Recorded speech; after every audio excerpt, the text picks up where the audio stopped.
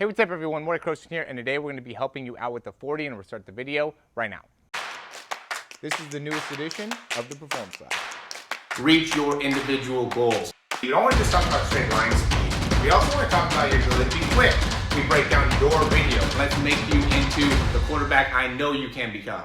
All right, so this is something that I'm actually really excited about making this video because I've done a lot of these types of videos talking about the first step, how to get out of that first step, and some of the mistakes that end up being made. And today, I think I really was able to connect on, something that can really help athletes in being able to get in the right spine position, right? So what happens a lot of times is we see guys that will end up getting their feet like too far back behind as they're starting to, accelerate out of their start. Right, and that just makes it so you end up getting too vertical too fast, you spend too much time on the ground per step, and it really makes it difficult for you to be able to properly transition through that kind of start phase, those first 3 steps, and go into the drive phase and top end speed. And as you get better at being able to work on your start, I think you can really start to be able to develop a rhythm within those first 3 steps in particular, where it's just like 1, 2, 3, get them down really, really quickly, right? So and when you do it, I think you'll start to feel it and recognize how those first 3 steps are just different, right? You really have to be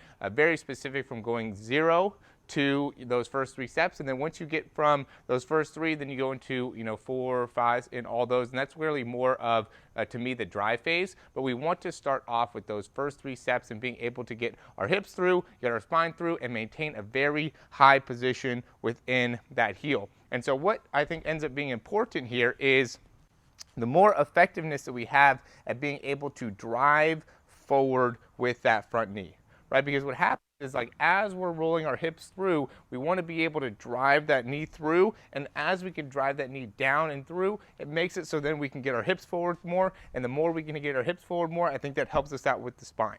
So instead of being here and trying to be more upwards here and not getting all the way rolling through with the toes, right, we get a little bit high with the foot and how we're landing with that first foot or that first step, right? Instead of doing that, we really want to be able to roll those hips all the way forward to make it so then we can get plenty of action within that spine, right? So that first action wants to be very, very strong with a driving with that front knee going forwards and really making it so we're pulling back with that spine or with our arm to make it so we're able to get our hips through and really our spine through while keeping that chin nice and tucked. I'm going to do one here just to be able to give you an example of what it should look like.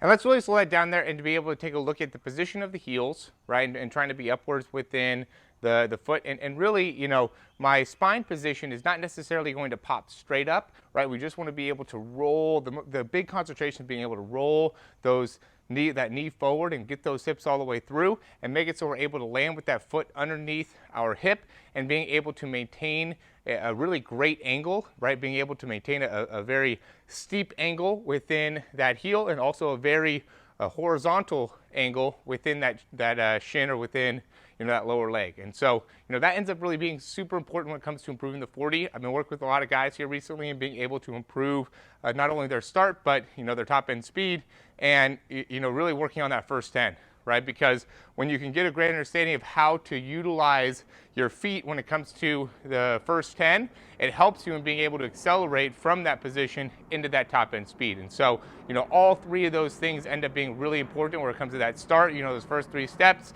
then going into the drive phase, and then transitioning that into the top end. And so we really want to be able to put all those pieces together, and while they are different and it's correct to be able to segment them, I think being able to understand how to utilize all of them to be able to really maximize your performance is critical in being able to make sure that you're able to get consistent improvement within your sprinting mechanics overall. So check out that Faster 40 program. I think that could really help out a lot of guys. I know there's a lot of camps going on right now. I know there's a lot of potential for exposure, but if you don't run a great 40, if you don't understand how to get the start going, I think that really makes a big difference in being able to actually see great results. So like the video, subscribe. If you have any questions, comments, or recommendations, you can leave those down in the comments below. As always, thanks for watching, guys, and we'll talk to you soon.